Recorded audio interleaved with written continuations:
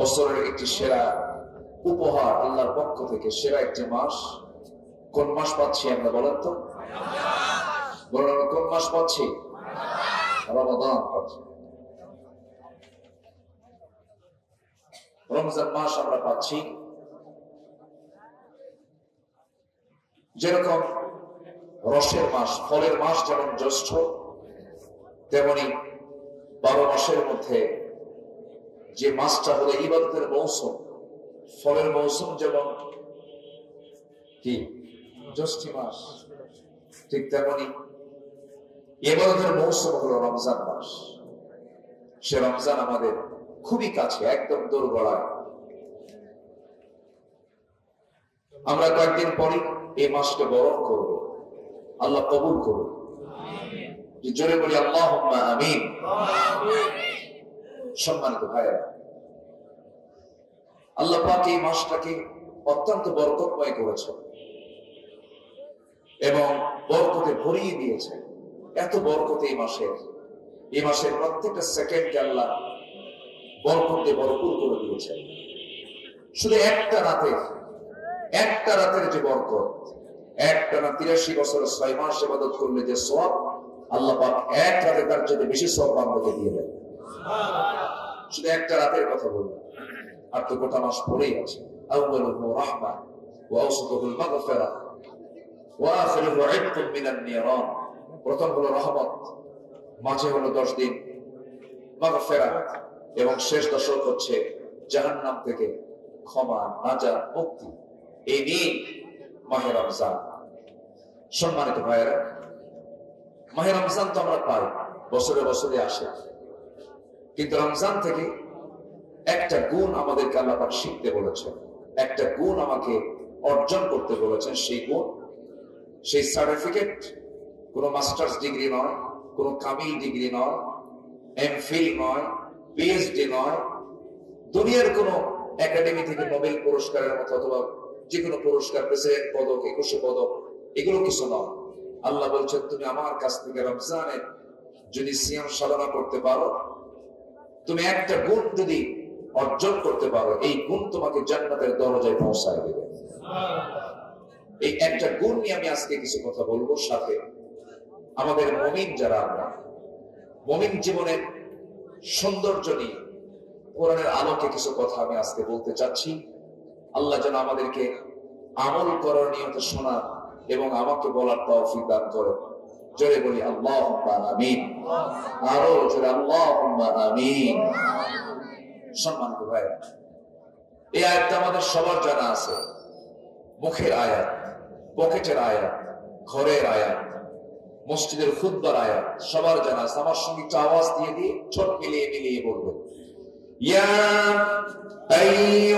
আইয়ুহাল্লাযীনা আমানুত্তাকুল্লাহ, ইয়া আইয়ুহাল্লাযীনা আমানু কুতিবা আলাইকুমুস সিয়াম কামা কুতিবা আলাল্লাযীনা মিন ক্বাবলিকুম লাআল্লাকুম তাত্তাকুন আইয়ামান মা'দুদাত।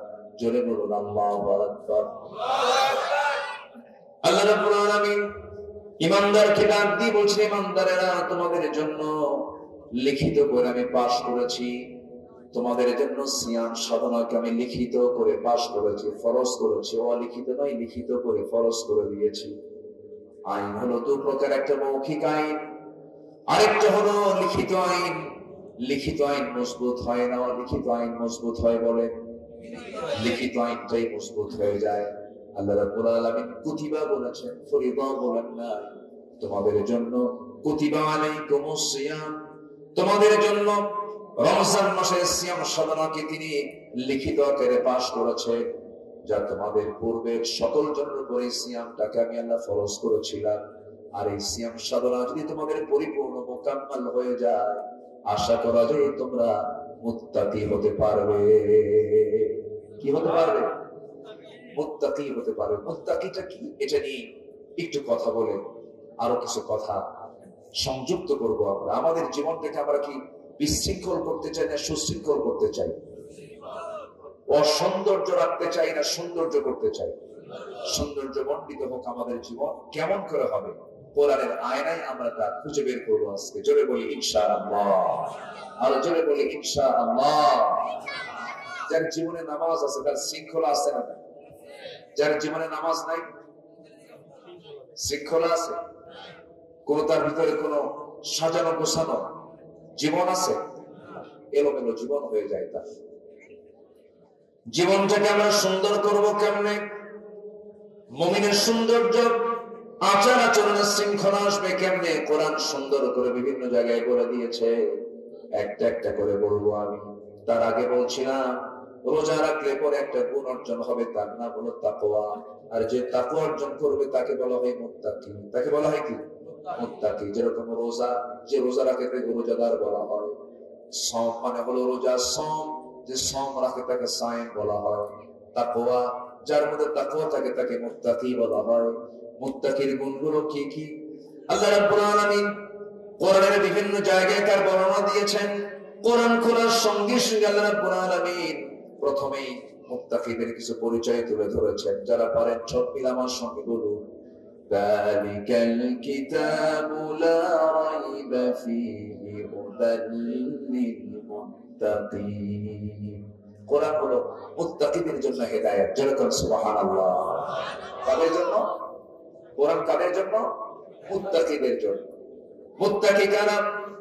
আল্লাহ রাব্বুল আলামিন এবার মুত্তাকিদের 5টা গুণ তুলে ধরেছেন। যারা পারেন ছোট মিলিয়ে বলুন, আল্লাযীনা ইউমিনুনা বিল গায়বি ওয়া ইউকিমুনাস সালাতা ওয়া মিম্মা রাযাকনাহুম ينفقون والذين يؤمنون بما أنزل إليك وما أنزل من قبلك وبالآخرة هم يوقنون أولئك على هدى من ربهم وأولئك هم المفلحون জোরে বলুন আল্লাহু আকবার। মুত্তাকি কারা? আল্লাযীনা যারা ইউমিনুনা বিল গায়ব, যারা অদৃশ্যের প্রতি যারা বিশ্বাস আনবে। অদৃশ্য মানে যা দেখা যায় না, অদৃশ্য মানে চোখে যা ধরা পড়ে না, এমন কিছুকে যারা বিশ্বাস করবে। আমাদের চোখে কি আল্লাহকে দেখা যায় নাকি? আস্তে কথা, আল্লাহকে দেখা যায়? কেউ কি দেখতে পেয়েছেন? কেউ কি দুনিয়াতে দেখতে পাবেন? এমনকি কোন নবীরাও কি দেখতে পেয়েছেন? এই দুনিয়াতে একজন নবী আল্লাহকে দেখতে চেয়েছিলেন, যিনি আল্লাহর সঙ্গে অডিও কলে কথা বলেছেন। ওয়াকাল্লামাল্লাহু মূসা তাকলিমা, আল্লাহর সঙ্গে তিনি মাঝে মাঝে কথা বলতেন, ডাইরেক্ট কথা বলতেন। একদিন বলে, আল্লাহ সারা জীবন তো অডিও কল দিলাম, আজকে আমি ভিডিও কল দিতে চাই। কি কল? অডিও কল দিলাম, আজকে কি কল দেব? Video call. আল্লাহ বললেন, না না, তুমি আমার সঙ্গে শুধু অডিও কলেই কথা বলতে পারবে, ভিডিও কল অপশনে নাই। আমাকে তুমি দেখতে পাবে না, আমাকে তো কখনো তুমি দেখতে পাবে না। কিন্তু একজন নবী অত্যন্ত জিদ্দি নবী ছিলেন, এটা তার আমি বদবুদ প্রকাশ করছি না, আমার ভুল বুঝবেন না। তিনি অন্য ধরনের পয়গম্বর ছিলেন, রাগ ছিল সবচাইতে বেশি, প্রচন্ড রাগী নবী ছিলেন। একদিন এক পর্যায়ে বলিতেন, আল্লাহ তুমি আমাকে বলছিলেন দাঁড়ানি, কিন্তু আমি তোমাকে দেখার চেষ্টা করি। আল্লাহ বলেন, তুর পাহাড়ে আসো। যে তুর পাহাড়টা তার বাড়ি থেকে 800 মাইল দূরে ছিল, তিনি মুস্কি হাসি মেরে বলেন, আল্লাহ আশেপাশে কত পাহাড় ছিল, একটা পাহাড়ের নাম দিলা না, তুর পাহাড়ের নাম নিয়েছো। ভাবছ আমি যাবো না, আমি মুসাও কম না, আমি তোমাকে এত দূর হেঁটে হেঁটেও তোমাকে দেখার জন্য চলে যাব। গেছেন চলে, কিন্তু আল্লাহকে দেখতে পেয়েছেন নাকি? আজ পর্যন্ত দেখতে পেয়েছেন নাকি? দেখতে পান না।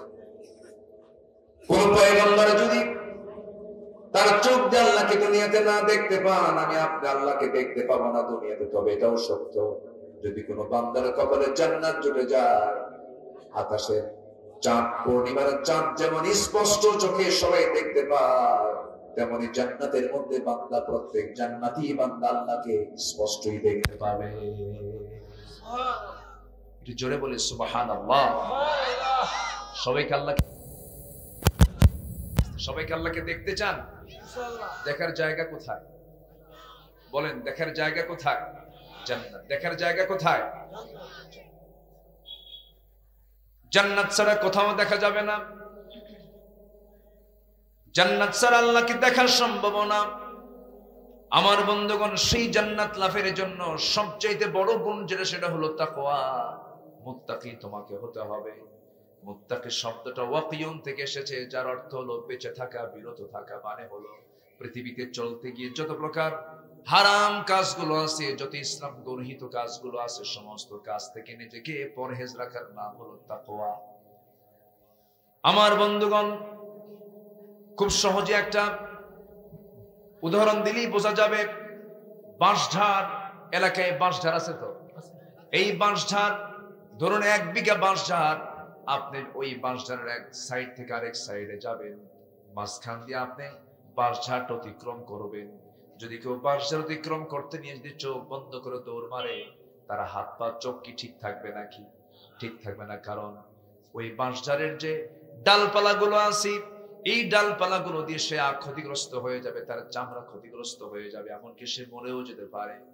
সেই বাঁশঝাড় যেমন অতিক্রম করতে নিলে চোখটা খোলা রেখে আস্তে আস্তে হেঁটে ডালপালা গুলো সরায় সরায় যেমন তাকে একটা বাঁশঝাড় অতিক্রম করতে হয়, এই জাগতিক জীবনে চলতে গিয়া যে সমস্ত ইমানদার গুলো সামনে চলতে নিয়ে যখন সুদ আসলো সরায়া দিল, ঘুষ আসলো সরায়া দিল, জেনা আসলো সরায়া দিল, ওজনে কম দেওয়া সরায়া দিল, গীবতের কাজ বন্ধ করে দিল, জেনার কাজ বন্ধ করে দিল, যত হারাম কাজগুলো সামনে পড়বে সব কাজগুলোকে বেছে বেছে সরায়া দিয়া বান্দা যদি ভালো কাজকে তার জীবনে বাস্তবায়ন করে নেয়, সেই বান্দাই হলো মুত্তাকি বান্দা। জোরে বলে সুবহানাল্লাহ। আমার কথা বুঝতে মনে হয় কষ্ট হচ্ছে কিনা আপনাদের? না না, কোনো অসুবিধা হচ্ছে না তো? আমি আমার কথার ভিতরে জি জি, যা হয়েছে হয়েছে, এখন কি করবেন? জি, এখানে কি সমস্যা? এখানে কথা বলে পিছনে কথা না বলি? জি, আমরা কথা না বলি। কোরআনের আলোচনার সময় বাকি কথা বলা কি জায়েজ না না জায়েজ বলেন তো? আচ্ছা, এটা কি জনসভা না ইবাদতের জায়গা বলেন তো? হ্যাঁ, এটা মাথায় রাখতে হবে। কিন্তু এটা একটা বারের জন্য ভাববেন না যে এটা জনসভা। এটা হলো ইবাদতের জায়গা। এই জায়গায় যদি কোরআনের সম্মানের কোনো ব্যাঘাত আপনার দ্বারা ঘটে যায়, আর ফেরেশতা যদি শৃঙ্খলা ভঙ্গের মামলা যদি দিয়ে দেয়, তাহলে জামিন হবে? মারাত্মক। কিন্তু এটা মাথায় রাখতে হবে। এটা ইবাদতের জায়গায়। এখন এই মুহূর্তে কোরআনের জন্য এই মাহফিলটার দাম অনেক বেশি, বিশাল দাম। এটা মাথায় রাখবে। এবং আপনি খুব দামি বান্দার অন্তর্ভুক্ত হয়ে আছেন। এখন বলি আলহামদুলিল্লাহ। একটু কান লাগা, এই কথাগুলো শুনি আমরা। আমি আমার কথার মধ্যে অবাঞ্ছিত, অতিরিক্ত, অপ্রাসঙ্গিক, অপ্রয়োজনীয় কথা আমি একটু কম বলি। আমি যতটুকু পারি, যতটুকু সময় আমি পাই, চেষ্টা করি আয়াত হাদিসটাকে সামনে রেখে কথাগুলো বলা। একটু মনোযোগ দিয়ে সবাই কথাগুলো শুনবেন সম্মানিত ভাইয়েরা। তাহলে মুত্তাকির জীবনের চ্যালেঞ্জ হলো হারামকে বর্জন করা, হালালকে অর্জন করা। হারামকে বর্জন করা, হালালকে অর্জন করা, এটাই হচ্ছে মুত্তাকির একটা হচ্ছে গুরুত্বপূর্ণ কাজ। এর মধ্যে 1 নম্বর গুণ হলো সে কি করবে? অদৃশ্যের প্রতি বিশ্বাস আনবে। আল্লাহকে দেখা যায় না, বিশ্বাস করবে। সম্মানিত ভাইয়েরা, আমরা কিন্তু অনেক কিছুই দেখতে পাই না। বাতাসকে দেখতে পাই না। এই যে বিদ্যুৎ দিয়ে মাইক চলতেছে, বিদ্যুতের কালার আমরা কেউ দেখতে পাই না, কিন্তু বিদ্যুৎকে বিশ্বাস করে নিয়েছি, বাতাসকে বিশ্বাস করে নিয়েছি। আমার দেশে এমনও দল আছে যে দলের মূল বক্তব্য হলো আনসিন ইজ নাথিং, যা দেখা যায় না বিশ্বাস করি না। আছে না এরকম দল? আছে না? কমিউনিস্ট পার্টি আছে না? নাই বলেন তো? কমিউনিস্ট পার্টির নেতাগুলো যে হাসানুল হক ইনু একটা আছে, রাশেদ খান মেনন একটা আছে, নাম শুনছেন না সব? হ্যাঁ, রাশেদ খান মেনন, হাসানুল হক ইনু। হ্যাঁ, যা করছে না এই ইনু, এই 16 বছর তার মুখের ভিতরে যত বাক্য ছিল, যত শব্দ মুখ থেকে উচ্চারণ করেছে, সবচেয়ে বেশি শব্দ উচ্চারণ করেছে হলো জঙ্গিবাদ। কি শব্দ? জঙ্গিবাদ। মানে ইনু ওর মানে বিকল্প নাম হলো জঙ্গিবাদ। মানে হাসান আলী ইকনু জীবনে যত কথা বলেছে সব কথাগুলোকে এক জায়গায় করলে ওর মূল বক্তব্য একটাই হলো কি? জঙ্গিবাদ। আজকে 6 মাস, নতুন 5ই আগস্টের পরে নতুন দৃশ্যপট আমরা দেখতে পাচ্ছি। পট পরিবর্তন হওয়ার পর এই 6 মাসে কোথাও কি আপনারা জঙ্গি অভিযান দেখছেন? বলেন, দেখছেন আপনারা? শুনেছেন? কোন মিডিয়াতে শুনেছেন জমক জায়গায় জঙ্গির আস্তানা খুঁজে পাইছে, র‍্যাব অভিযান চালায় কয়েকজনকে গ্রেফতার করেছে, এরকম কি পাইছেন আপনারা? 6 মাস যাবত কোন জঙ্গির আস্তানা খুঁজে পাওয়া যাচ্ছে না। জঙ্গির নাটক 16 বছর চলেছে। ক্রস ফায়ার দিয়েছে, অনেক মারকোলকে শূন্য করেছে। সম্মানিত ভাইয়েরা, অনেক কিছু করেছে তারা এই 6 মাসে। এই জঙ্গি নাটক আর দেখতে পাই না, কারণ জঙ্গি নাটকের যিনি মূল নাট্যকার তিনি এখন দেশে নাই, দিল্লি গিয়ে বসে আছেন। আসতে বলবেন না, জোরে বলুন ঠিক কিনা? অনেক কিছু করেছে তারা, সব তো দেখলাম আমরা। কেউ আমাকে জাহান্নাম থেকে বাঁচানোর চেষ্টা করে না। যে দল আমাকে জাহান্নাম থেকে বাঁচানোর কোনো ফিকির করে না, সেই দল তো করাই যাবে না। 1971 থেকে 2025 সাল, 53-54 বছর বহু সরকার আসা যাওয়া করেছে।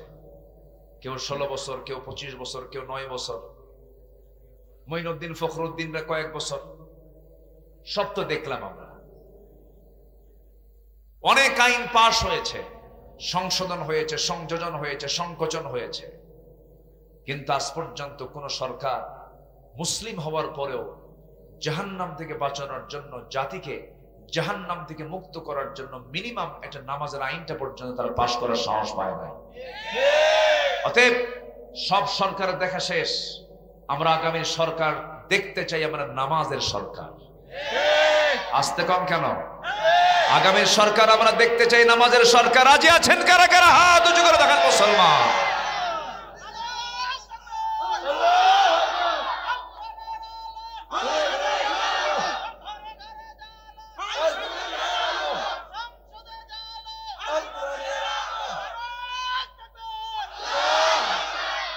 আল্লাহ কবুল করুন, আল্লাহ কবুল করুন। আমি মাইকে জোরে বলতেছি না, না জানি কোন ওর ফেটে যায় কোনটা। আমি খুব চিন্তায় আছি। আল্লাহ তুমি মাহফিলটা শেষ পর্যন্ত মানে যেন কোনো মতো যেন টিকে থাকে, আল্লাহ কবুল করো। জোরে বলি আমিন। যাক, মানে আমি যে কথা বলছি আমি নিজেও টের পাচ্ছি না। মানে আমার আওয়াজ যেটা আমি নিজেও টের পাচ্ছি না, সঠিকভাবে সে ডেলিভারি দিতে পারছে না। যাই হোক, সম্মানিত ভাইয়েরা, তাহলে আমরা নামাজ চাই না বেনামাজ চাই? বলেন কি চাই? কি চাই বলেন? জাহান্নামে যাওয়ার 1 নম্বর কারণ কি বলুন তো? নামাজ ছেড়ে দেওয়া। আর জাহান্নামে যাবার, জান্নাতে যাওয়ার 1 নম্বর কাজ কি বলুন তো? এবং কিয়ামতের দিন প্রথম প্রশ্ন হবে কি বলেন তো? এবং এই পৃথিবীতে সবচেয়ে বড় অপরাধ কি বলেন তো? নামাজ ছেড়ে দেওয়া। অথচ এটা নিয়ে কারো কোনো ফিকির নাই। মদের আইন পাশ হয়েছে, মদের আইন পাশ হয়েছে, সুদের আইন পাশ হয়েছে, বেশ্যাবৃত্তির লাইসেন্স দেওয়া হয়েছে, সুদের কারবার করা হয়েছে, জিনার কারবার করা হয়েছে, কিন্তু আজ পর্যন্ত নামাজ, যাকাত এটা আমার দেশে আসে নাই। এগুলো কথা বললে আমরা জঙ্গি হয়ে যাই, আমরা মৌলবাদী হয়ে যাই। তোমরা আমাদেরকে যদি কোরআন মানার জন্য মৌলবাদী বলো, জঙ্গিবাদী বলো, এটা আমাদের দুঃখের কোনো বিষয় না, এটা আমরা আনন্দিত। যা বলো বলো, আমরা আমাদের কাজ আল্লাহর পথে আমরা কথা বলেই যাব। জোরে বলি ইনশাআল্লাহ। আমার বন্ধুগণ, আমরা আজকে একটা গুণ শিখে যাব, তাকওয়ার গুণটা শিখে যাব। মুত্তাকির গুণগুলো আজকে আমরা শিখে যাব। নাম্বার 1 হলো যারা আল্লাহকে না দেখে বিশ্বাস করবে, অদৃশ্যের প্রতি যারা বিশ্বাস আনবে, যারা বলবে আনসিন ইজ নাথিং, যা দেখা যায় না বিশ্বাস করব না, তাকে বিশ্বাস করা যায় না। বিদ্যুৎকে দেখা যায় নাকি? যে বলবে যা দেখি না বিশ্বাস করে না, তার গায়ে বিদ্যুৎ লাগায় দিবে। কি লাগাই দিবেন? লাগাই দিবেন। তুই তো বিশ্বাস করিস না, তাই না? না, বিদ্যুৎ দেখ দেখ আছে নাকি? কি কথা কি বুঝতেছেন আপনারা? আয়না ঘরে বিদ্যুতের শক দেওয়া হতো, আয়না ঘর বানিয়েছিল। কত কি হয়েছে, কত কি করেছে। ক্ষমতায় থাকার জন্য যারা এগুলো করে, শুধুমাত্র একটাই তাদের প্ল্যান, যে ক্ষমতা চেয়ার ছাড়া যাবে না। সুপারগুলো আটা দিয়ে বসছিল 16 বছর, সুপারগুলো আটা দিয়ে বসছিল, কিন্তু হলো না। আল্লাহ আছেন না নাই বলেন তো? আসতে বলে আল্লাহ আছেন না নাই? ফেরাউনকে পানিতে চুবায় মেরেছেন কে? আল্লাহ। নমরুদকে কি দিয়ে বিদায় করছেন? কি মশা? অটিস্টিক মশা, অটিস্টিক, প্রতিবন্ধী মশা। কি মশা? প্রতিবন্ধী। তাও মানে সতেজ মশা না, সুস্থ সবল মশা না, অসুস্থ মশা। আল্লাহ পাক শেষ করেছেন। আল্লাহ মশার উদাহরণ দিয়েছেন কোরআনে। বিভিন্ন জায়গাতে বিভিন্ন উদাহরণ আছে, মেসাল আছে। তো মশার উদাহরণ কোরআনে আছে না নাই? তো কাফেররা বলল, মাযা আরাদাল্লাহু বিহাদা মাসালা। তোমার আল্লাহ কোরআনের মতো কিতাবের মধ্যে, এই সূরা বাকারার মধ্যে আসছে 26 নম্বর আয়াত মনে হয়, হ্যাঁ 26 নম্বর আয়াতে আল্লাহ পাক মশার ব্যাপারে কথা বলেছেন। এই যে 26 নম্বর আয়াত। তোমার আল্লাহর কাজ নাই, কাম নাই, কোরআনের ভিতরে মশার উদাহরণ কেন দিল? আল্লাহ রাব্বুল আলামিন বলেন, ইন্নাল্লাহা লা ইস্তাহি আন ইয়াদরিবা মাসালাম মা বাউদাতান ফামা ফাওকাহা ফাআম্মাল্লাযীনা আমানু ফায়া'লামুনা আন্নাহুল হাক্কু মির রাব্বিহিম ওয়া আম্মাল্লাযীনা কাফারু فيقولون ماذا أراد الله بهذا مثلا يضل به كثيرا ويهدي به كثيرا وما يضل به إلا الفاسقين جربنا الله أكبر আল্লাহ তাআলা মশার উদাহরণ দিয়েছেন কেন? আজকের বিজ্ঞান এটা তা প্রমাণ করে দিয়েছে, মশাকে আমরা যদিও ছোট প্রাণী মনে করি, কিন্তু আপনাকে একটা প্রশ্ন করব ভাই, শোনেন তো, বলেন তো দেখি, মশা, আপনি মশাকে ভয় করেন না মশা আপনাকে ভয় করে? হ্যাঁ, মশা আমাকে দেখে ভয় করে। মশারি টাঙ্গায় কে? বলেন, মশারি কে টাঙ্গায়? মশারি তো মশা টাঙ্গায় না, মশারি মানুষ টাঙ্গায়। এখন বলেন, মশা মানুষকে ভয় করে না মানুষ মশাকে ভয় করে? বলেন, দুটেই তো বললেন আপনারা। আমার বন্ধুগণ, যদিও ছোট্ট প্রাণী, এই মশার উদাহরণ আল্লাহ রাব্বুল আলামিন আজ থেকে ১৫০০ বছর আগে দিয়েছেন। আমার বন্ধুগণ, মশাকে তুচ্ছ ভাবার কোনো সুযোগ নাই। এই মশা যখন কারো গায়ে পড়ে, যে চামড়ায় পড়ে, সেই চামড়া আগে পড়ে না, আগে পড়ার আগে সে চিন্তা করে এটাকে কামড় দিয়ে হুল কেমনে ফোটাবো। আমি আগে সেখানে বসার পর আপনার গতিবিধি লক্ষ্য করে আপনি কি অবস্থায় আছেন, আপনার পজিশনটা কি, সুন্দর করে বসে নিয়ে আগে এনেস্থেশিয়া করে। যারা ডাক্তার আছেন, যখন কোনো রোগীকে যখন অপারেশন করতে হয় তখন আগে কি করা হয়? এনেস্থেশিয়া। এটাকে এনেস্থেশিয়া বলে না? এনেস্থেশিয়া করে আগে মশা। আমার আপনার চামড়ার চতুর্পাশে এনেস্থেশিয়া করে নেয় যেন টের না পাওয়া যায়। এনেস্থেশিয়া করে অবশ করে চিকন করে হুলটা আস্তে আস্তে করে সেই ভেইনের মধ্যে, সেই চামড়ার মধ্যে ঢুকায় দেয়। সুন্দর করে টেনে টেনে রক্তগুলোকে বের করে আনে। যদি সচেতন মশা হয়, পরিমাণ মতো খেয়ে বিদায় হয়, আপনি টেরই পান না এবং ফুলেও ওঠে না। যেগুলো সচেতন মশা, কিন্তু কিছু আছে পাগল মশা, কিছু আছে মশা বেহুশ মার্কা, বসে খাইতে খাইতে এমন খাওয়া খাইছে পেট ভরে, পাখার ওজনে আর গায়ের ওজনে পাখার আর শক্তি থাকে না, আর উঠতে পারে না। মারতে নিয়ে সে উঠতেও পারে না, নড়তেও পারে না, তখন বাধ্য হয়ে মারা যায়। এই যে বেশি করে খাইছে, সে যদি কম খাইতো সে চলে যেত, বেশি খাইছে এই জন্য ওখানেই পড়ে মরছে। এই 16 বছরে যারা ক্ষমতায় ছিল তারা কম খাইছে না বেশি খাইছে? মিল আছে, উদাহরণ মিল আছে। বেশি খাইলে বাঁচে না মানুষ। কে যেন আসছে আমার সঙ্গে দেখা করলো মাহফিলের আগ দিয়ে রুমে, জি কে যেন, না আরেকজন, উনি বললেন যারা বেশি খাবে মরবে তাড়াতাড়ি, তাই তো কারণ আপনার জন্য এত এত বস্তা চাল বরাদ্দ আপনি আগে খায় শেষ করছেন 30 বছরে। কয় বছরে? শেষ জীবনে আর হয় না, শেষ জীবনে ডায়াবেটিস। কয় যে তুই তো খাইছিস চাল খুব বেশি, এখন ডায়াবেটিসের 2 বেলা। আমার বন্ধুগণ,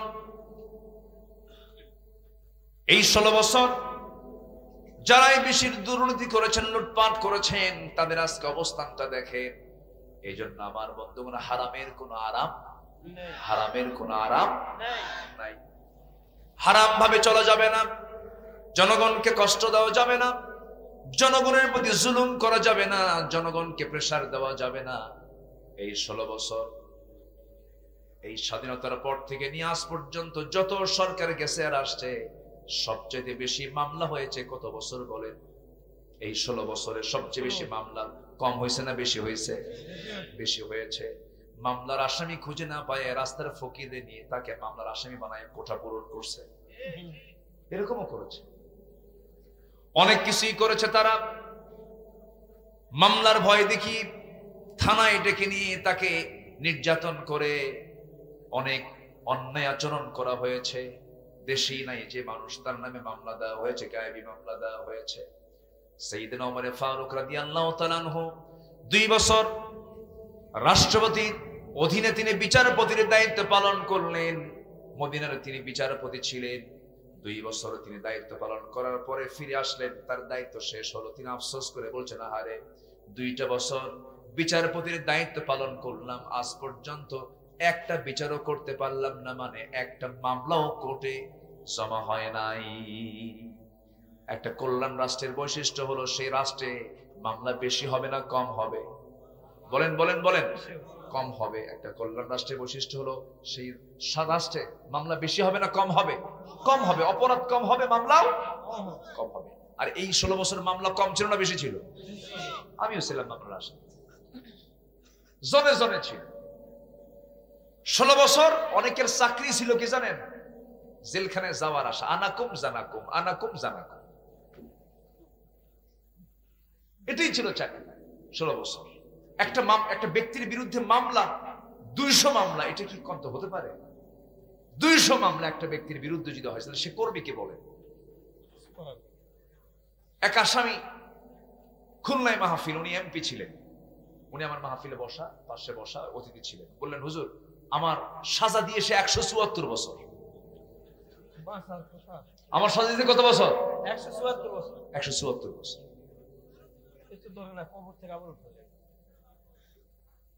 আল্লামা সাইদির মতো মানুষ, আহারে আমরা হিংসা করি, কিন্তু এত হিংসা।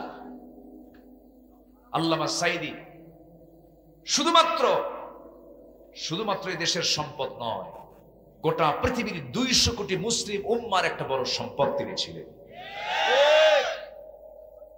তিনি শুধু এই দেশের ইতিহাসের একজন ঐতিহাসিক নাম নয়। আল্লামা সাইদি এমন একজন ব্যক্তি ছিলেন, এমন একজন সম্মানিত মুসলিম উম্মার লিডার ছিলেন, যাকে চেনে না মুসলিম বিশ্বের এমন কেউ নাই। সে আল্লামা সাইদি ওই 2010 সালে 30শে জুন তাকে গ্রেফতার করা হলো।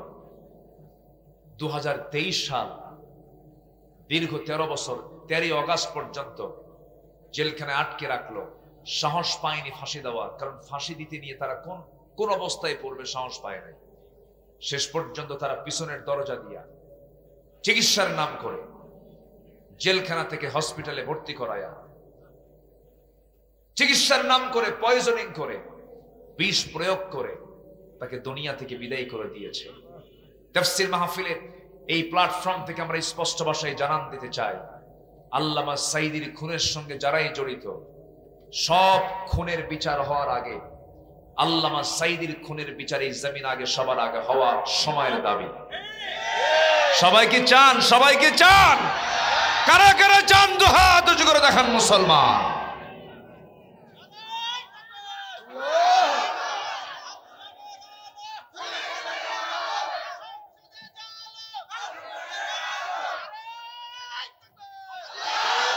আলেম ওলামা যেখানে, কোরআন হাদিস যেখানে, নামাজ যাকাত যেখানে, সুদ ঘুষ যেখানে, দুর্নীতিবাজ যেখানে, আগামীর সরকার নামাজের সরকার। রাজি আছেন তো? জোরে বলি ইনশাআল্লাহ। যদি কেউ বলেন হুজুর আপনি তো রাজনীতি ভালোই করলেন, রাজনীতি কি চোররা করবে? সব দেখা শেষ করেছি। আমাদেরকে বলা হয় হুজুর এই 16 বছর মঞ্চে উঠতাম, কথা বলতে দিত না। মঞ্চ মাহফিল হলেও বসতাম মাইকে, শুরু করবো তার আগ দিয়ে ডানে বামে কিরামন কাতিবের বসে থাকতো। মাঝে মাঝে ওসি সাহেব নিজেই বসে থাকতো, এসপি নিজেই বসে থাকতো, বলতো হুজুর পাহারা দিচ্ছি কিন্তু। এবং মাহফিলে এসে মূল টাইম গুলো ওই আতিপাতি নেতাগুলো মাইক নিয়ে কাটায় দিত। আমি কি ভুল বলতেছি? এগুলো ভুল বলতেছি? আমি তো মনে করি এই যে মাহফিলের পোস্টার গুলো হয়, আমি এই মিডিয়ার মধ্য দিয়ে গোটা দেশের সমস্ত মাহফিল কমিটিকে জানান দিতে চাচ্ছি, মাহফিলের যে অনুষ্ঠান হবে প্রচলিত রাজনীতি মুক্ত, রাজনীতির প্রভাব মুক্ত মাহফিল হওয়া উচিত। কি মনে করেন আপনারা? কি মনে করেন? স্থানীয় নেতাদের নামের ঠেলায় বক্তার নামে খুঁজে পাওয়া যায় না, আছে না এরকম? কি দরকার এগুলো?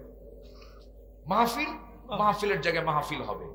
কোন নেতার নাম নিবেন দিবেন, আবার আরেক গ্রুপ আসবে, একটা কুত্তা গ্রুপ আর একটা শিয়াল গ্রুপ, আছে না নাই? বলেন তো আছে না নাই? তো কুত্তা গ্রুপের নাম আছে, শিয়াল গ্রুপের নাম নাই। শিয়াল গ্রুপ কবে, আমারটা কই? অতএব কারণ আমদার দরকার নাই। মাহফিল হবে, মেহমানের নাম লিখে রাখবেন যিনি ওয়াজ করবেন। সভাপতি একজন থাকবেন মোসওয়ালা না দাড়িওয়ালা, আজ থেকে মোসওয়ালা না দাড়িওয়ালা, অর্থাৎ একজন আলেম লোক থাকবেন, সভাপতি থাকবেন। বা সুন্দর করে দ্বীনি পরিবেশে মাহফিল সম্পন্ন হয়ে গেলে এটাই তো ভালো হয়। আমি তো এটাই তো উত্তম মনে করি। এখন আলেম তিনি কথা বলবেন সমাজকে সামনে রেখে, রাষ্ট্রকে সামনে রেখে, দেশ জাতিকে সামনে রেখে তিনি কথা বলবেন। নিজের কথা, বাপের কথা না কোরআনের কথা?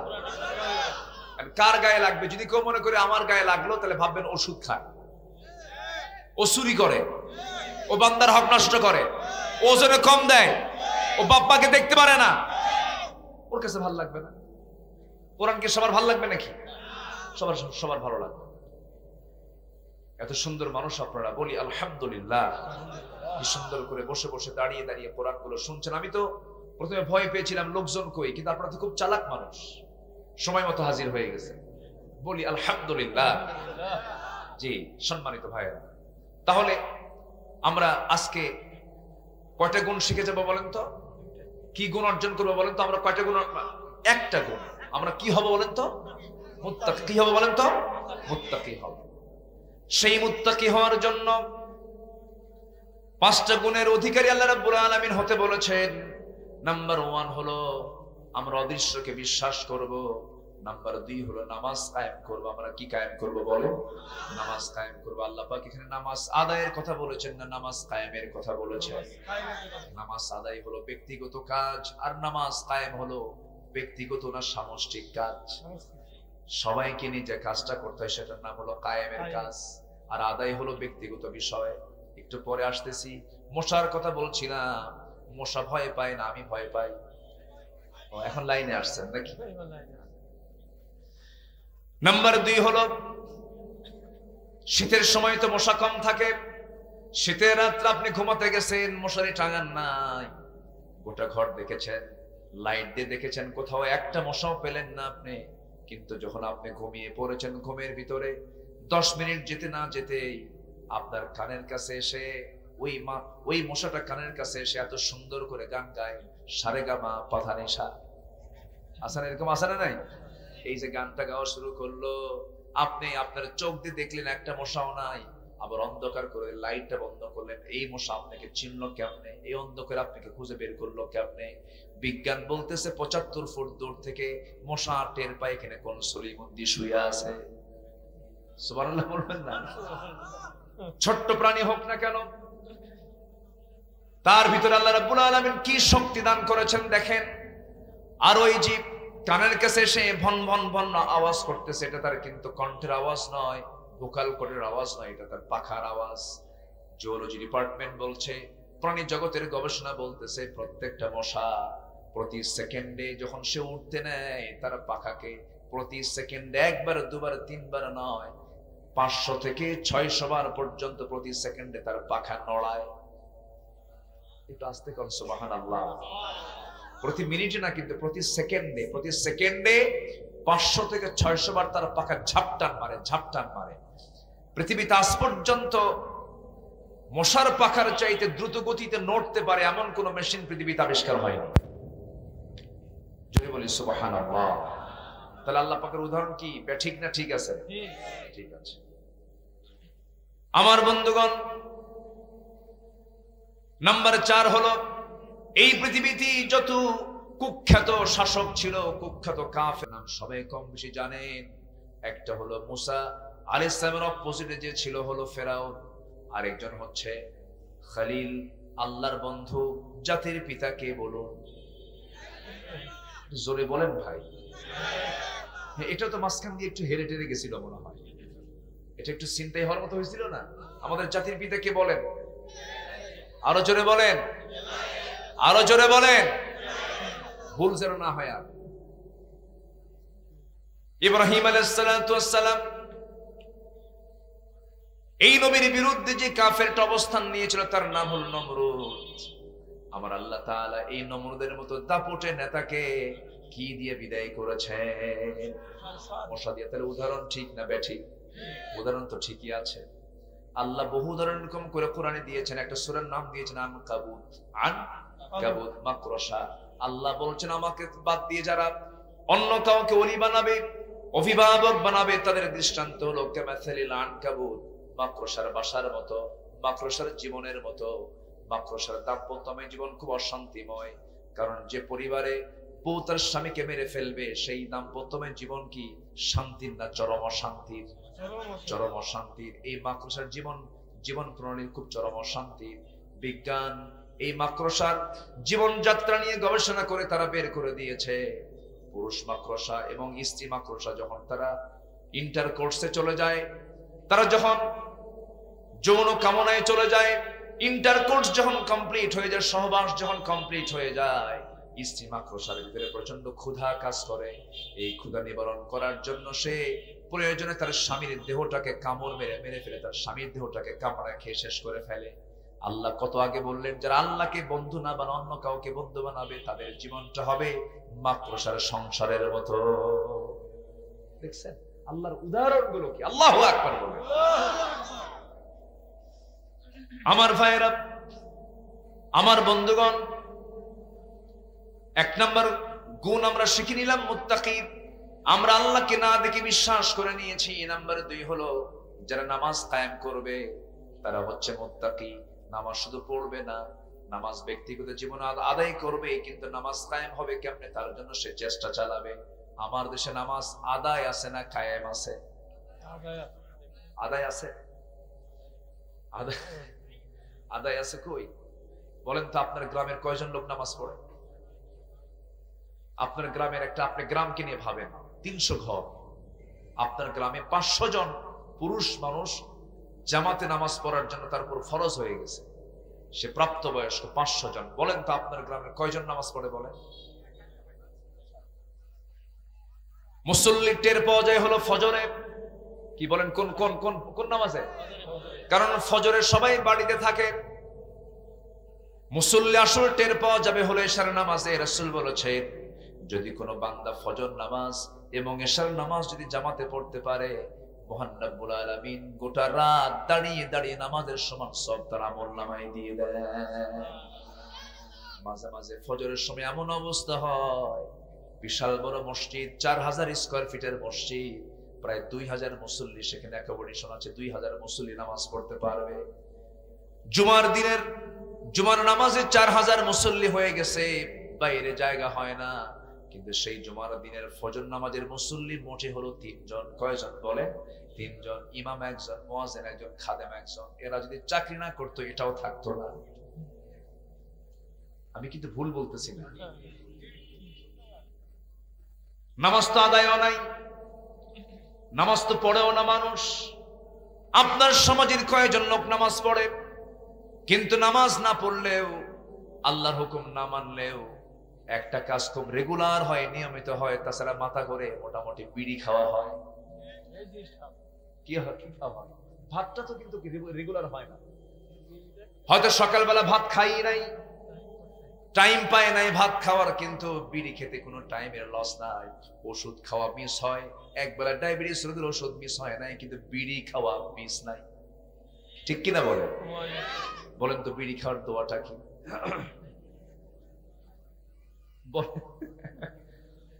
আমার কি কথায় অসন্তুষ্ট হচ্ছেন নাকি আপনারা? বিড়ি খাওয়ার দোয়া আছে নাকি? ইসলাম তেমন একটি ধর্মের নাম, ইসলাম তেমন একটি বিধানের নাম, যে বিধানে এমন কোন কাজ নেই যে কাজের দোয়া নাই। আপনি পেশাব করতে যাবেন, তারও দোয়া আছে। আপনি টয়লেটে যাবেন, তারও দোয়া আছে। টয়লেট থেকে বের হবেন, তারও দোয়া আছে। নখ কাটবেন কি, আপনি কোন নখটা আগে কাটবেন, কোন নখটা পরে কাটবেন, তাও দোয়া আছে, তাও সিস্টেম আছে। আপনি কোন কাজ করবেন, স্ত্রী সহবাস করবেন, এটাও দোয়া আছে। ঘর থেকে বের হবেন, দোয়া আছে। ঘরে ঢুকবেন, দোয়া আছে। ব্যবসায় করবেন, দোয়া আছে। এমন কোন কাজ নেই যে কাজের দোয়া নাই। আপনি এখন বলুন, বিড়ি খাওয়ার কি কোনো দোয়া আছে নাকি? এটা কি কোনো কাম নাকি?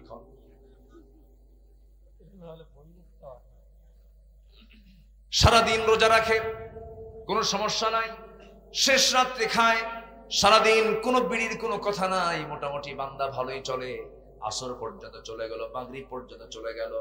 ইফতার করার পর সঙ্গে সঙ্গেই চলে গেছে নান্টুর দোকানে। আবার নান্টু নামে কেউ থাকলে মন খারাপ করে, নান্টুর দোকানে চলে গেছে। বলতেছে, ভাই বিড়ি দাও। একটা খাওয়ার সঙ্গে সঙ্গে বলে, এই বিড়ির ধোঁয়া, এই বিড়ির আগুন শেষ হওয়ার সঙ্গে সঙ্গে আরেকটা দাও। তিনটা একসঙ্গে মারে আর কয়, সারাদিন খাই নাই, কাজা তুললাম। কি তুললো বলে? এটা কেমন রোজা হলো ভাই? যে রোজার মধ্য দিয়ে আপনি এই বাজে কাজগুলো ছাড়তে পারলেন না, মিথ্যা ছাড়তে পারলেন না, এটা তো রোজা নয়। আপনি মুত্তাকি হতে পারেন না, শুধু না খেয়েছিলেন আপনি, না পান করেছিলেন আপনি। রোজার রেজাল্ট হলো, রোজা যারা আদায় হবে, রোজা তারই কবুল হবে যে ব্যক্তি মিথ্যা ছাড়তে পারবে, গীবত ছাড়তে পারবে, চুরি ছাড়তে পারবে, বান্দার হক নষ্ট করা বন্ধ করতে পারবে, নিজেকে গুনার জীবন থেকে মুক্ত রাখতে পারবে, বদ নজর থেকে বাঁচতে পারবে, হারাম কাজ থেকে বাঁচতে পারবে। বনের সম্পত্তি মেরে খাবে না।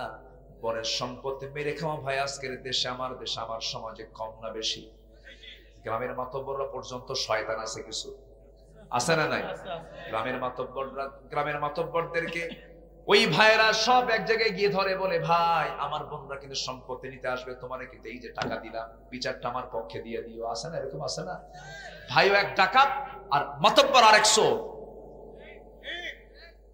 এই কথাগুলো বললি তো আমরা দোষী হয়ে যাই। বলবো বলবো বলবো সম্পত্তি যে একটু কমে যাবে, যে হ্যাঁ, কোনো সমস্যা নাই তো? বনের সম্পত্তি মেরে খায়। বাপ মারা গেছে 2012 সাল, এখন কোন সাল? কয় বছর হয়ে গেছে? 13 বছর হয়ে গেছে। 12 সালে বাপ মরল, 13 বছর হলো।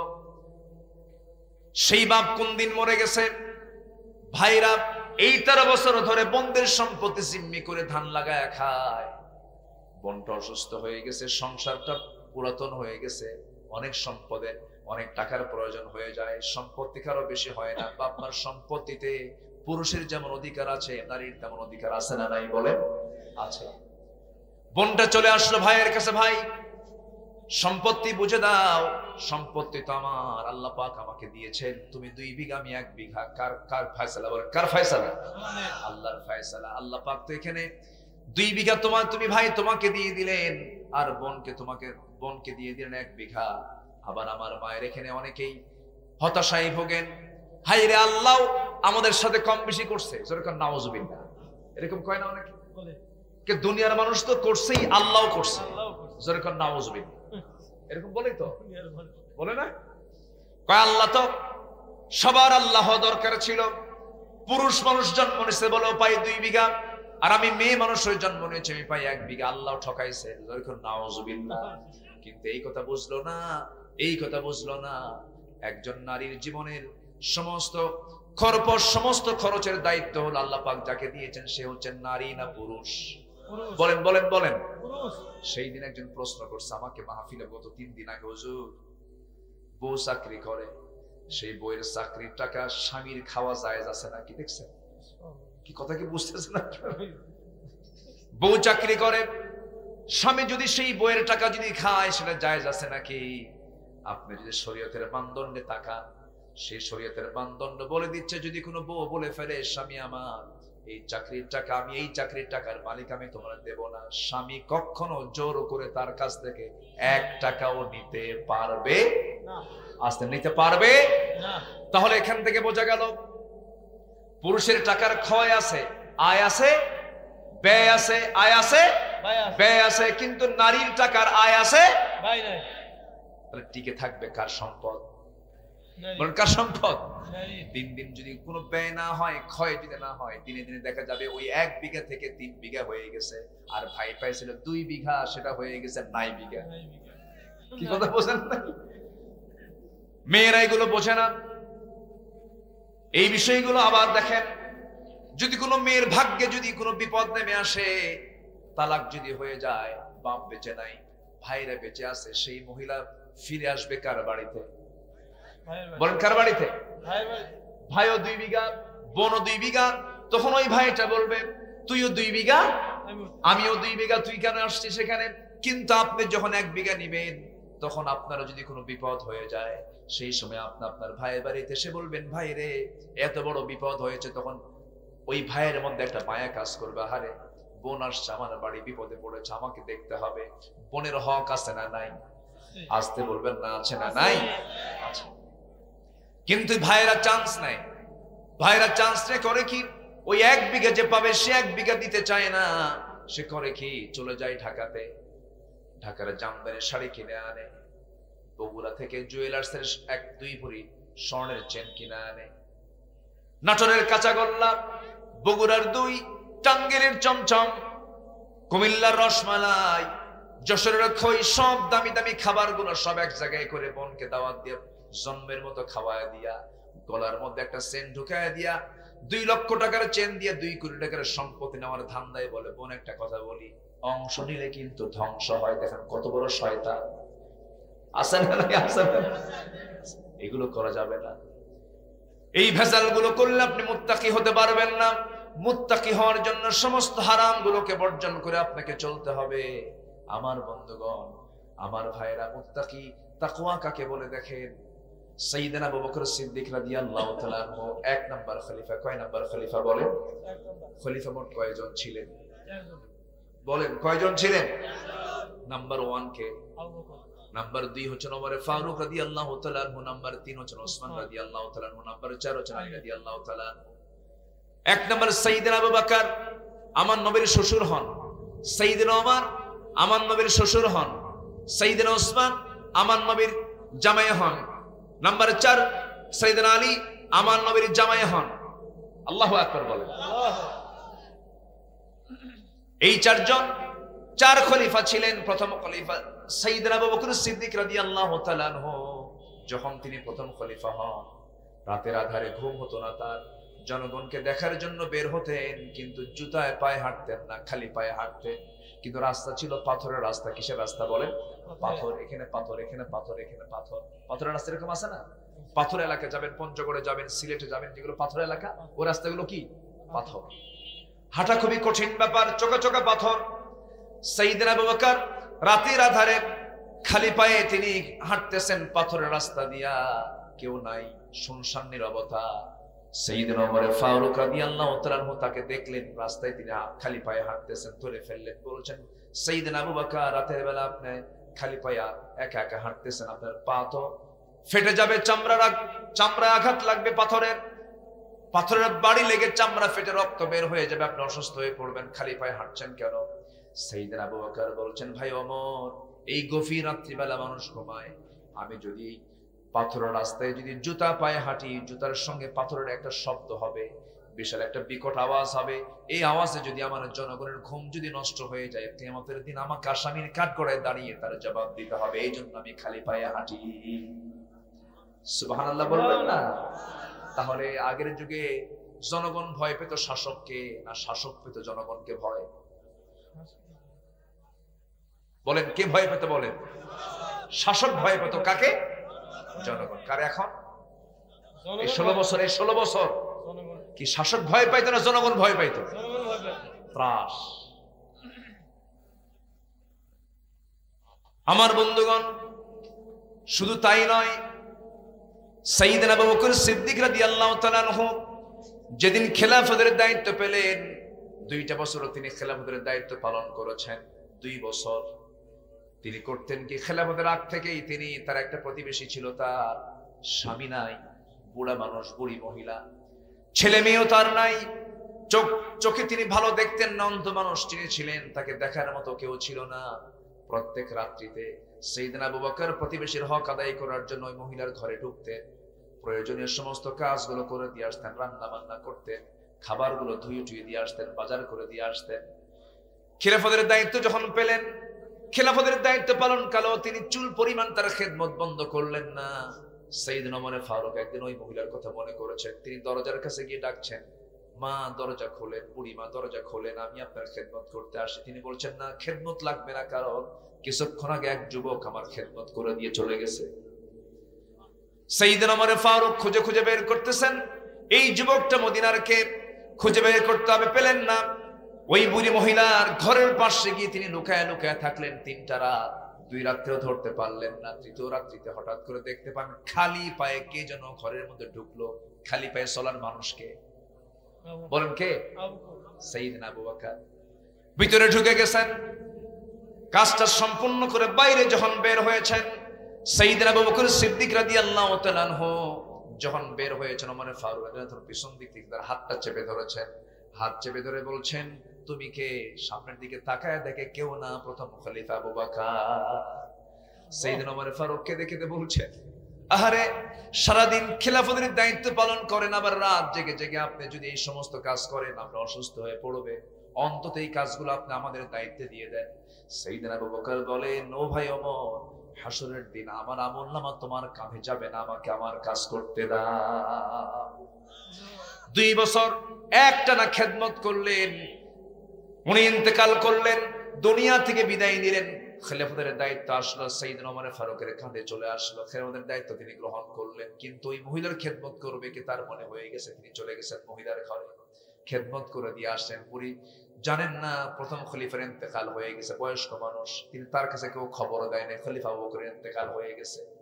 তিনি জানেন মনে হয় আমার আবু বকরই খেদমত করতে আসছে।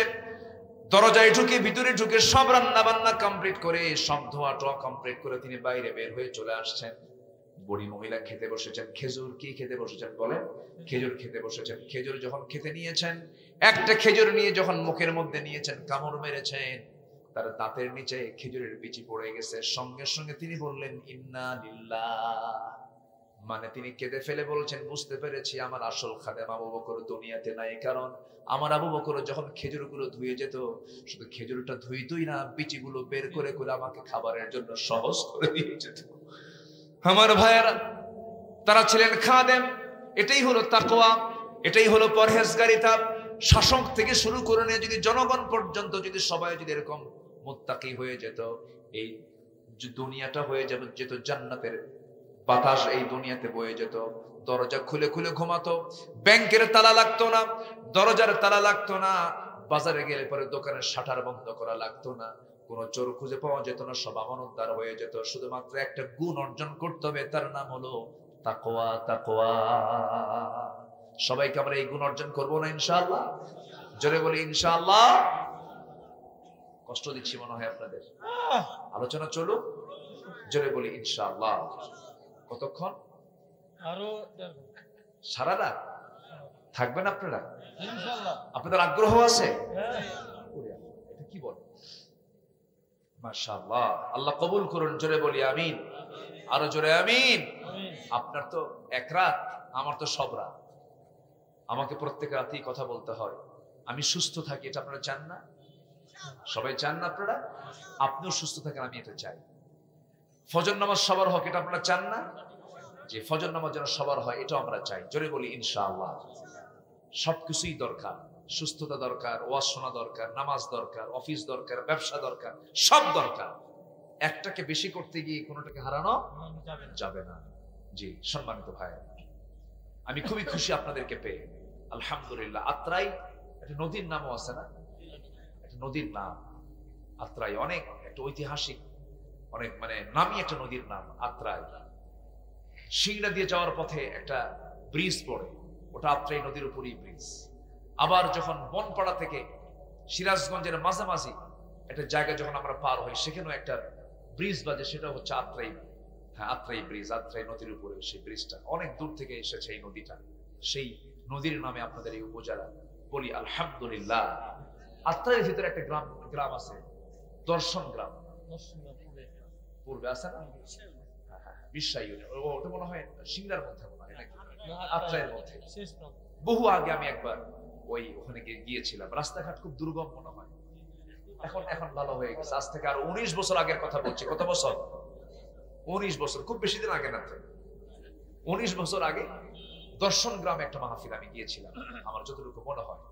সম্মানিত ভাইয়েরা, সম্মানিত বন্ধুগণ, নামাজ কায়েমের কথা বলছিলাম। নামাজকে কায়েমের আন্দোলন সবাই করতে রাজি আছেন? সবাইকে কায়েমের আন্দোলন করতে রাজি আছেন?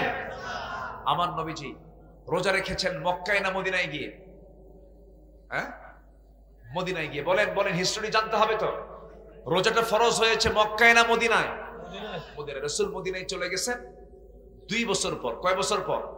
2 বছর পর, দ্বিতীয় হিজরিতে। প্রথম হিজরি, দ্বিতীয় হিজরিতে আল্লাহ তাআলা ওহী নাযিল করলেন রোজার ব্যাপারে। কুতিবা আলাইকুমুস সিয়াম কামা কুতিবা আলাল লাযিনা মিন ক্বাবলিকুম লাআল্লাকুম তাত্তাকুন। রোজা ফরজ করা হলো। সাহাবীরা কেবলই মক্কা থেকে মদিনায় চলে গেছেন, বউ নাই, ব্যবসা নাই, টাকা নাই, পয়সা নাই, বাজার নাই, সদাই নাই, ছেলে নাই, মেয়ে নাই, কিচ্ছু নাই, সব থুয়ে চলে গেছেন মক্কা ছেড়ে মদিনায়।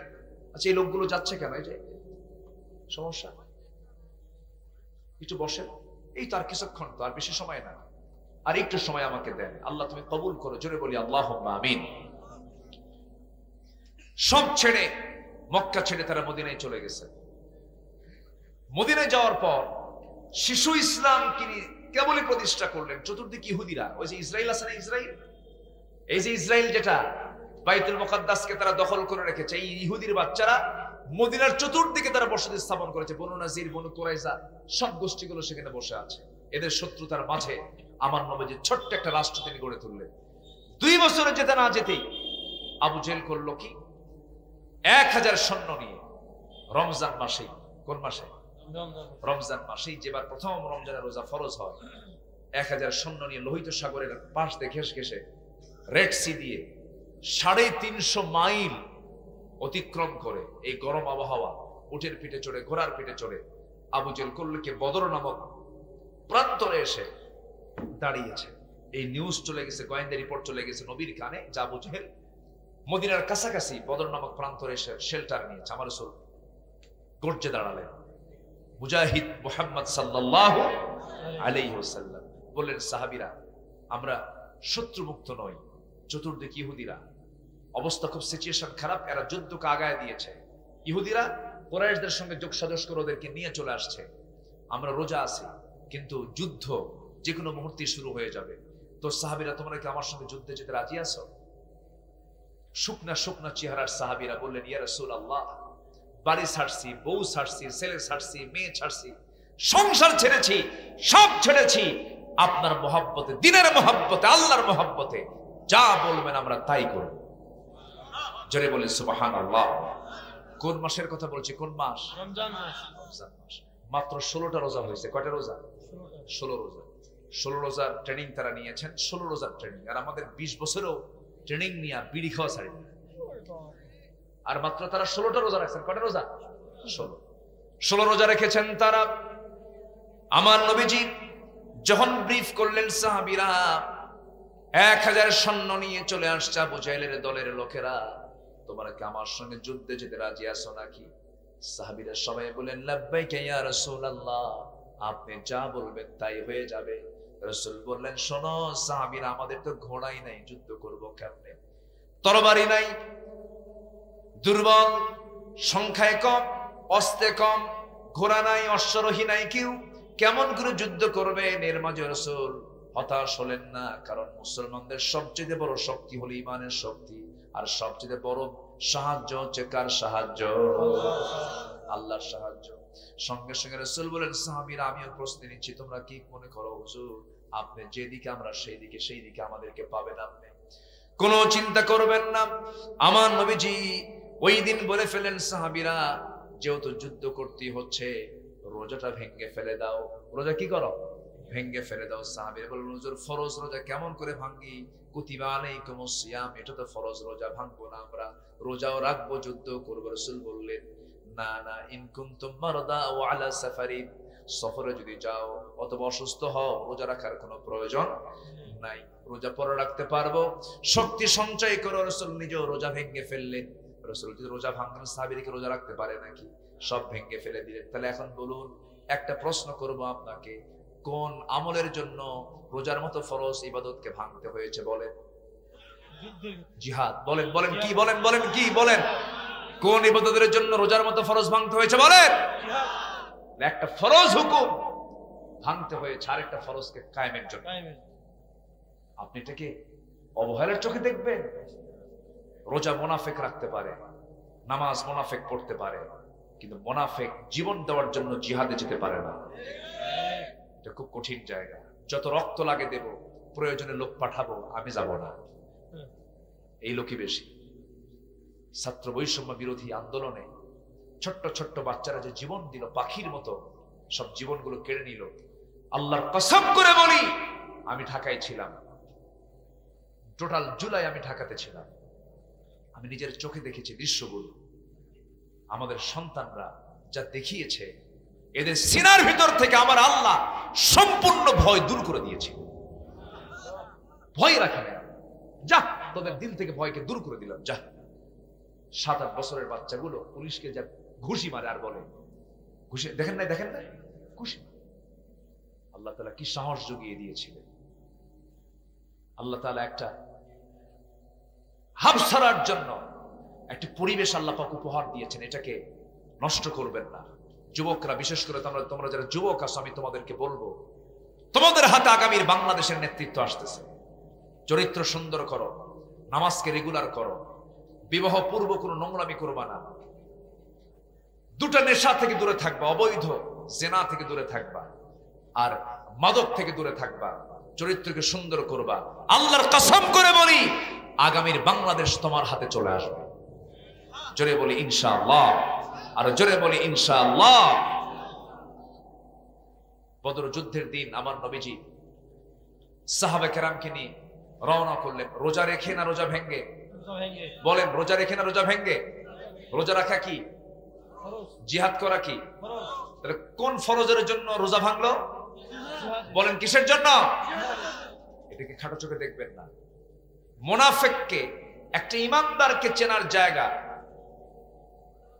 একটা ইমানদারকে চেনার জায়গা আর মুনাফিককে চেনার জায়গা নামাজ নয়, রোজা নয়, জিহাদের ময়দান, জিহাদের ময়দান, জিহাদের ময়দান। এত সস্তা না। আমার নবীর বক্তব্য শুনে শুনে মুনাফিকদের চোখে পানি আসতো, কাঁদতো। হুজুর আপনার কথায় কাঁদতেছি আমি, গাল বেয়ে বেয়ে কাঁদতেছে নবীর বক্তব্যে। কিন্তু মুনাফিক যুদ্ধে যায় নাই, এরকম রেকর্ড আছে না নাই? বলেন তো আছে না নাই? আচ্ছা, আমার নবীজি মোটে 313 জন নিলেন। মোটে 300 কত? 13 জন। তাও এত দুর্বল। 11 বছরের যোদ্ধা, কয় বছর? আরেকটা হলো 13 বছর, আরেকটা কয় বছর? 13 বছর। ইতিহাস এটা একদম সহি ইতিহাস। আফরার ছেলে, আফরা, মদিনার আফরার ছেলে মুআজ, এই ছোট্ট দুইটা বাচ্চা এসে বলে, হুজুর আপনি নাকি সৈনিকের সংকটে ভুগতেছেন। সৈনিক নাকি নাই, তা আমাদেরকে একটু ঢাল বানান যায় না? আমাদেরকে নিয়ে যান। মদিনার এক পাগল, এক পাগলি সাহাবী, নবী পাগল, ইসলাম পাগল, এক পাগলি সাহাবী এসে 1.5 বছরের বাচ্চা, শিশু বাচ্চাকে রাসূলের হাতে দিয়ে বলে, হুজুর আমার এই বাচ্চাকে জিহাদে নিয়ে যান, ঢাল বানায় যুদ্ধ চালান। আল্লাহু আকবার বলেন। ইসলাম এমনি এমনি আসে নাই, এমনি এমনি আসে নাই। আমার রাসূল সন্তানটাকে কোলে নিয়ে বললেন, সাহাবী মহিলা, আল্লাহ তোমার এই নিয়তকে কবুল করুন। জোরে বলি আল্লাহু আকবার। কি তাদের অবদান ছিল! আমার নবীজি দুজন ছেলেকে সামনে পেয়ে বললেন, তোমরা কি করবা? হুজুর, যুদ্ধে যাব। ফিটনেস নাই, টাকা নাই, কি বলে ফিটনেস নাই, শক্তি নাই, সামর্থ্য নাই, বডি ফিটনেস নাই, কেমনে তোমাদেরকে পারমিশন দেবো আমি? বড়জন বলে, হুজুর তাহলে আপনি আমাকে দেন, আমি যাই, ও তো ছোট। ছোটজন বলে, হুজুর ও যদি অনুমতি পায় আমি অনুমতি পাবো কেন? ও শুধু লম্বাই বড়, গায়ের শক্তি আমার বেশি। সুবহানাল্লাহ।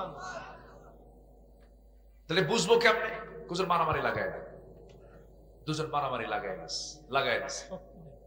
বড়জন ছোটজনকে নিচে ফেলে দিয়েছে, ছোটজন নিচ থেকে চোখ টিপি মারে, কানের মধ্যে মুখ ঢুকায় বলে, তুই একা যাবি যুদ্ধে, একসাথে খালি, একসাথে ঘুমাই, একসাথে খেলাধুলা করি, তুই আমার যুদ্ধে যেতে দিবি না? গায়ের শক্তি একটু কমায় দে। বড়জন নিচে পড়ে গেল, আস্তে করে গায়ের শক্তি কমায় দিল। ছোটজন উপরের দিকে উঠে বসে বলতেছে, হুজুর এই যে পারছি আমি। আমার নবীজি কেঁদে ফেলে দিলেন। ছোট্ট দুইটা বাচ্চাকে দুই বগলের নিচে রেখে আকাশের দিকে তাকায় বলেন, আল্লাহ এদের গায়ের জোর নাই কিন্তু ইমানের জোর আছে। যেরকম সুবহানাল্লাহ। তোরে কোন মাস? রমজান মাস। বলেন কোন মাসের কথা বলছি আমি? রমজান মাসে। এই ছোট্ট দুইটা বাচ্চাও চলে গেছে বদর প্রান্তরে, যুদ্ধ শুরু হয়ে গেছে।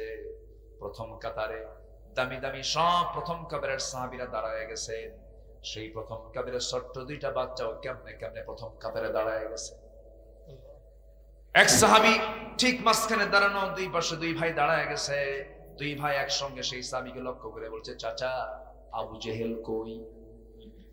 কে কই? আবু জেহেল কোথায়? সঙ্গে সঙ্গে ইবনে মাসউদ রাদিয়াল্লাহু আনহু অবাক হয়ে বলছেন, আবু জেহেল দিয়ে কি করবা? বলতেছে, শুনেছি আবু জেহেল নাকি রাসূলকে খুব কষ্ট দিয়েছে, আমরা তাকে দুনিয়া থেকে মেরে ফেলার জন্য আসছি, দুনিয়া থেকে বিদায় করে দেওয়ার জন্য আসছি। ইবনে মাসউদ রাদিয়াল্লাহু তাআলা অবাক হয়ে গেলেন, বললেন, তোমরা ছোট, তোমরা কি পারবে? সঙ্গে সঙ্গে বলছো, চাচা শুধু দেখায় দেন, বাকিটা আমরা করে নেব। যখন বলতেছে, এই যে ঘোড়ার পিঠে বসে আছে, চতুর্দিকে সৈনিকরা তাকে পাহারা দিচ্ছে, ওটাই হলো কাফিরদের নেতা আবু জেহেল। বলতে দেরি হলো, যেতে দেরি হলো না, সিংহের মতো গর্জন দিয়ে বাজ পাখির মতো উড়ন্ত হয়ে দৌড় মেরে চলে গেছে সামনে গিয়া পজিশন নিয়ে দুজন দাঁড়ায় গেছে। কেউ টের পায় না, ছোট মানুষ অবহেলার চোখে দেখেছে, কি লক্ষ্যই করো নাই তারা। ছোট্ট তরবারি, ছোট্ট মানুষ, দুই দিকে দুইজন দাঁড়ায় গিয়া, ছোট মানুষ গলায় তো খা পায় নাই, মাথায় যে মারবে সেই শক্তি এবং সেই দেহ তো নাই। দুজন ছোট্ট মানুষ ছোট্ট তরবারে নিয়ে ঝুলন্ত দুইটা পায়ে একসঙ্গে সজোর আল্লাহু আকবার বলে তরবারে আঘাত করেছে। ওই আবু জেহেল ধরাশয়ী হয়ে জমিনে পড়ে গেছে। ইতিহাস লেখে, ওই আবু জেহেল ছোট্ট দুইটা বাচ্চার আঘাতে জমিনে পড়ে গিয়ে ওই যে শুয়ে পড়েছিল, ধরাশয়ী হয়েছিল, কোমর সোজা করে আবু জেহেল আর দাঁড়াতে পারে নাই। এই দিকে কি হলো? বড় ভাই, দুই ভাইয়ের মধ্যে বড় ভাই মাস কাফেরদের আক্রান্ত হয়ে গেছে। পিছন দিক থেকে একজন তরবারি মেরেছে, ডান হাতটা চামড়ার সঙ্গে ঝুলতেছিল, তরবারি ঝনঝন করে পড়ে গেল।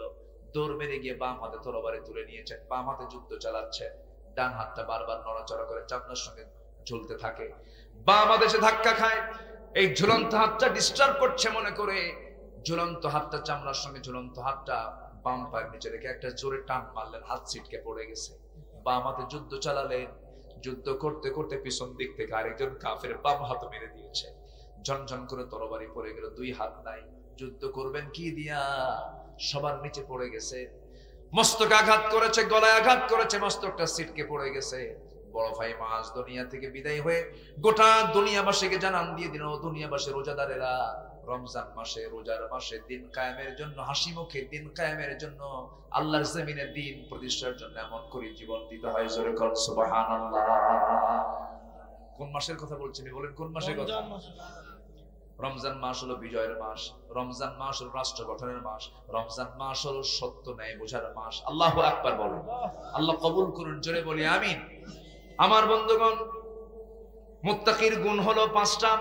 1 নম্বর অদৃশ্যের প্রতি বিশ্বাস আনা, নাম্বার 2 হলো নামাজ কায়েম করা, নাম্বার 3 হলো আল্লাহ যে রিজিক দিয়েছেন সেই রিজিক থেকে কিছু অংশ আল্লাহর পথে খরচ করা, নাম্বার 4 হলো ওয়াল্লাযীনা ইউমিনুনা বিমা উনজিলা ইলাইকা ওয়া মা উনজিলা মিন ক্বাবলিক ওয়া বিল আখিরাতি হুম ইউকিনুন।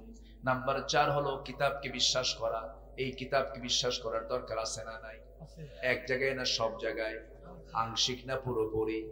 আমি নামাজে কোরআনকে মানলাম, রাজনীতিতে কোরআনকে মানলাম না, নামাজে কোরআনকে মানলাম, রাষ্ট্রে কোরআনকে মানলাম না, নামাজে কোরআনকে মানলাম, ব্যবসায়ী কোরআনকে মানলাম না, এটা আমার ঈমান আনা নয়, এটা ভণ্ডামি, প্রতারণা, ঠিক কিনা? এটা মাথায় রাখতে হবে। নাম্বার 5 হলো সর্বশেষ গুণ হলো আল্লাহর ভাষায় আল্লাহ পাক বলছেন যারা আখিরাতকে বিশ্বাস করবে এরাই হলো মুত্তাকি। আখিরাত আছে না নাই? আল্লাহ পাক আমাকে আবার জিন্দা করবেন, বিশ্বাস কি হয়? অবশ্যই আল্লাহ পাক আমাকে জিন্দা করবেন। এই এলাকায় আলু হয় কিনা জানি না, আলুর চাষ হয় কিনা। আলু যখন জমিতে লাগায়, আলু চাষি একটা আলু লাগান অথবা বড় আলু হলে পরে কেটে কেটে, একটা আলুকে কেটে কেটে সে টুকরা টুকরা করে জমিনে লাগায় দেয়। 2 মাস 3 মাস পরে যখন কোন আলু চাষি যখন সে আলু খুঁজতে যায়, সে আলু কি পাওয়া যায় না? হেরে যায়, পচে যায়, গলে যায়, মাটি হয়ে যায়।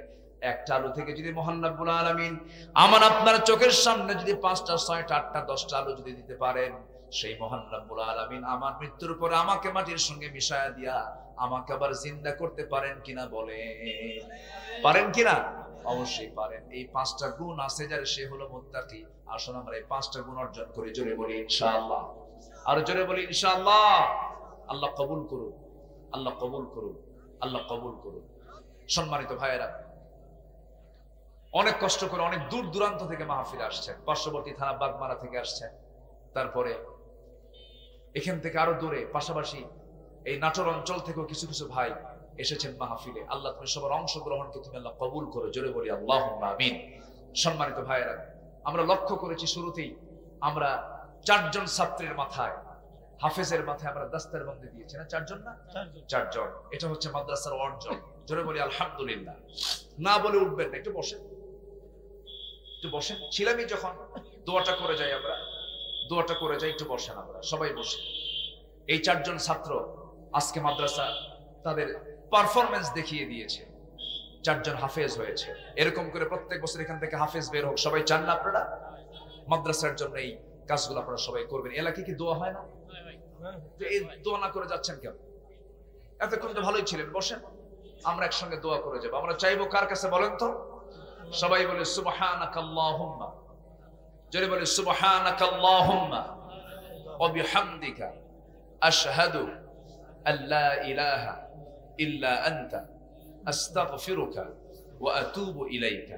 চিৎকার মেরে বলি ইয়া আল্লাহ, ইয়া আল্লাহ, ইয়া রহমান, আমাদেরকে আমাদের জীবনের সাগীরা কবীরা, ছোট বড় সব গুনাহ তুমি আল্লাহ মাফ করে দাও, মাফ করে দাও। জোরে বলুন ইয়া রাব্বাল আলামিন।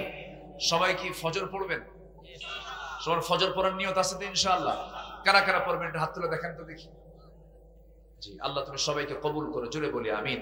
অনেক দূর দূরান্ত থেকে যারা আসছেন গাড়ি গুড়ি ভাড়া করে নিয়ে, তারা অনেকেই চলে যাচ্ছেন যে তাড়াতাড়ি যাই, অস্ত শেষ হয়ে গেছে, দোয়া পরে করবো না, আমরা দোয়া একসঙ্গে করে আমরা এখান থেকে বিদায় নেবো। জোরে বলি ইনশাআল্লাহ। সবাই একটু নামাজের মতো করে বসি, নামাজের মতো করে, নামাজের মতো করে আমরা বসি।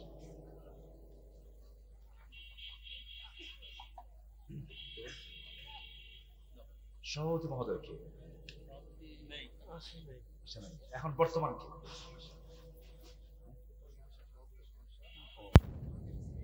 ওহরে আল্লাহ তুমি তাকে সুস্থ করে দাও। জি আসুন আমরা আল্লাহর কাছে চাবো। আমরা চাইবো কার কাছে বলেন তো?